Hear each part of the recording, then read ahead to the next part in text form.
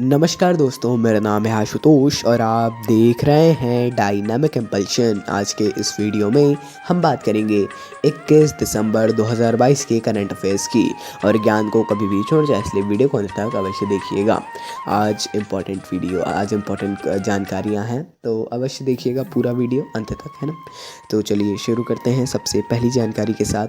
सबसे पहली जानकारी, असम की संस्कृति और पहचान के प्रतीक गमोचा।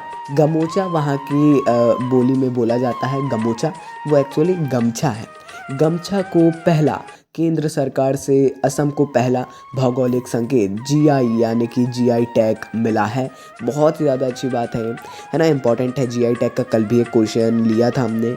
असम सरकार ने इसके लिए 5 साल पहले आवेदन किया था। एक जीआई को मुख्य रूप से कृषि, प्राकृतिक या निर्मित उत्पादों, हस्तशिल्प और निश्चित भौगोलिक क्षेत्र से उत्पन्न होने वाले औद्योगिक सामानों के लिए टैग दिया जाता है ना। तो देखिए, ये टैग दिया जाता है और असम को पहला टैग मिला है। अलग अलग क्षेत्रों में हमने कल भी यही बताया था, अलग अलग होते हैं। याद कर लीजिएगा, जितने मेन हैं आप स्वयं से ही समझ जाएंगे उसको, है ना। चलिए आगे बढ़ते हैं, अगली जानकारी को देखते हैं। भारतीय महिला हॉकी टीम ने वालेंसिया स्पेन में FIH नेशंस कप को जीता है। इस जीत के साथ भारतीय टीम को 2023-24 FIH हॉकी महिला प्रो लीग में पदोन्नत किया गया है। बहुत ही ज़्यादा अच्छी बात है।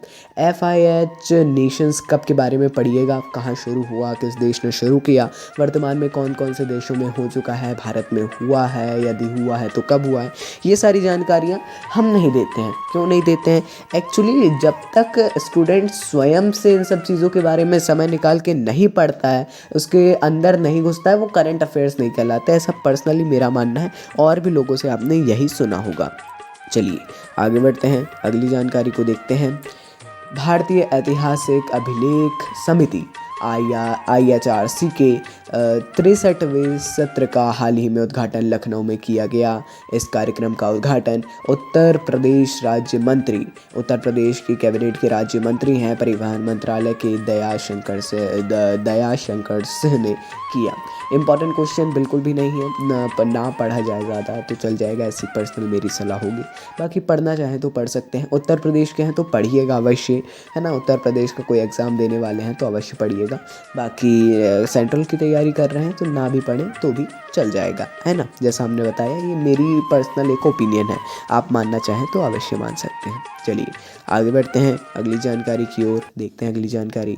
वैज्ञानिक पत्रों के प्रकाशन में भारत विश्व स्तर पर 3रे स्थान पर है। वैज्ञानिक पत्र जो होते हैं उनके प्रकाशन को लेकर राष्ट्रीय विज्ञान संस्थान, नेशनल साइंस फाउंडेशन संस्थान है ना। तो इसके विज्ञान और इंजीनियरिंग संकेतक 2022 की रिपोर्ट के अनुसार वैज्ञानिक प्रकाशनों में भारत की वैश्विक स्थिति 2010 में 7वें स्थान से सुधरकर 2020 में 3रे स्थान पर आ गई है। बहुत ही ज़्यादा अच्छी बात है, मतलब इतना सुधार हुआ है विज्ञान के क्षेत्र में भी, है ना। तो चलिए अगली जानकारी को देखते हैं अगली जानकारी क्या है। केंद्रीय गृह मंत्री अमित शाह जी ने कोलकाता में पूर्वी क्षेत्रीय परिषद की बैठक की अध्यक्षता की है।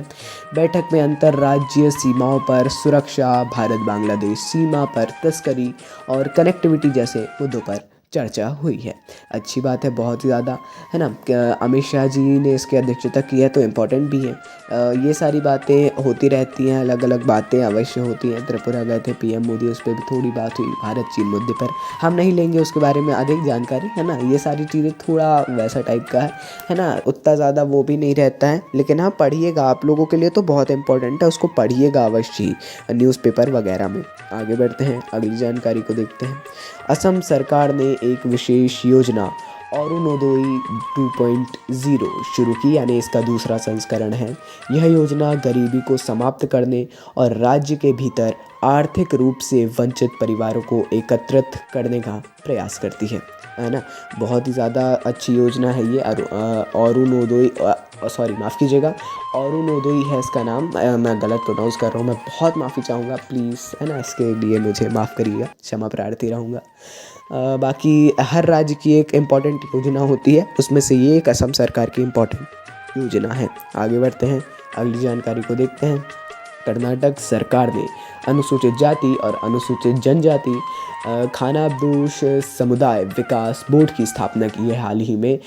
देखिए ये अनुसूचित जाति अनुसूचित जनजाति समुदायों के उत्थान के लिए स्थापित किया गया था, जो दलित जातियां मानी जाती हैं उनके लिए खासकर है ना। देखिए सेंट्रल में भी, यदि केंद्र में भी बात की जाए तो ऐसे संस्थान हैं, ऐसे विकास बोर्ड हैं अभी भी, है ना। और राज्य सरकार भी अलग अलग करती रहती हैं, अलग अलग इनिशिएटिव लेती रहती हैं, जैसे हाल ही में कर्नाटक सरकार ने लिया है। चलिए इम्पोर्टेंट है, आगे बढ़ते हैं, अगली जानकारी को देखते हैं। ये देखिए 21 दिसंबर अंतिम जानकारी है और इम्पॉर्टेंट है सबसे ज़्यादा। 21 दिसंबर जो साल का सबसे छोटा दिन होता है, ये साल का आज सबसे छोटा दिन है। यदि आप लोग सुबह देख रहे हैं तो चलिए ठीक है, रात को देख रहे हैं तो आप इसको एहसास कर चुके होंगे अभी तक। इसे विंटर सोलर स्टाइल के नाम से भी जाना जाता है। इसके अलावा 21 मार्च और 23 सितंबर को दिन और रात का समय बराबर होता है ना। ये सारी जानकारी भी ले लीजिए। 21 मार्च को 23 सितंबर को दिन और रात बिल्कुल बराबर हो जाते हैं।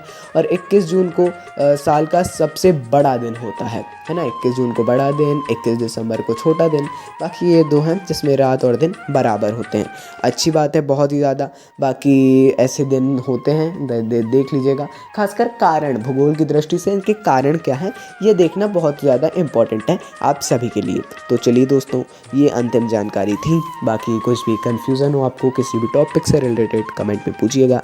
मिलते हैं अगली वीडियो में नई जानकारी के साथ। नमस्कार। Dynamic impulsion.